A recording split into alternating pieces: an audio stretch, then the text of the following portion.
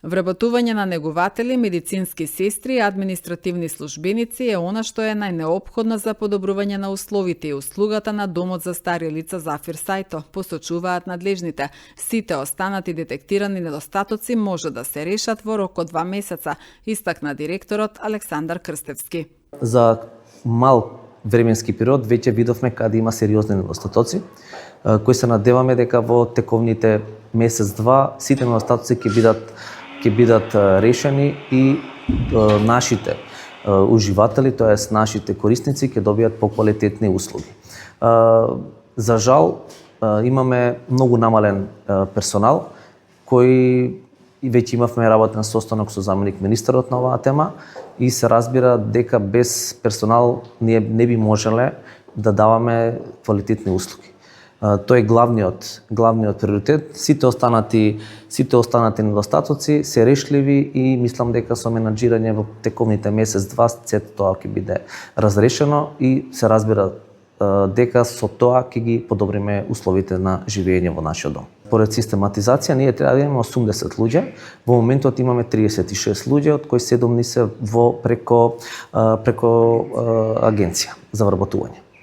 Така да многу фали во тој сегмент лица кои треба да ги вработиме или кои би требало да дојдат.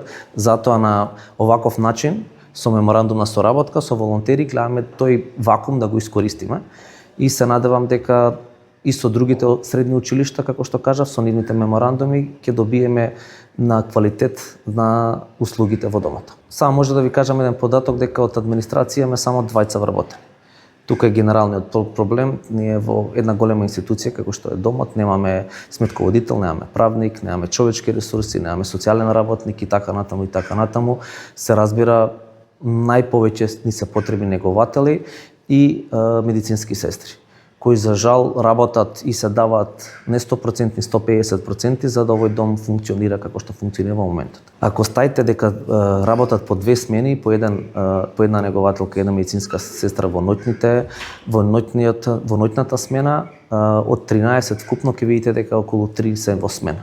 Така да тоа е многу малку за 180, каде што имаме и гериатриско одделение, имаме пациенти што не се во можност да извршуваат обични физиолошки потреби, па дури до хранење. Така да многу малку имаме луѓе во тој сегмент. Се разбира, голема благодарност на сите вработени кои даваат максимум од тоа што го имаме на располагање.